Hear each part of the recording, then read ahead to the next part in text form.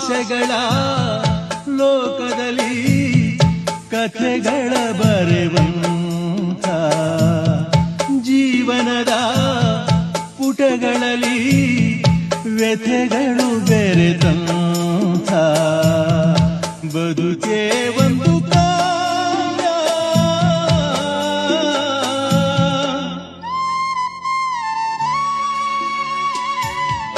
ಆಸೆಗಳ ಲೋಕದಲ್ಲಿ ಕಥೆಗಳ ಬರೆವಂಥ ಜೀವನದ ಪುಟಗಳಲ್ಲಿ ವ್ಯಥೆಗಳು ಬೆರೆತಂಥ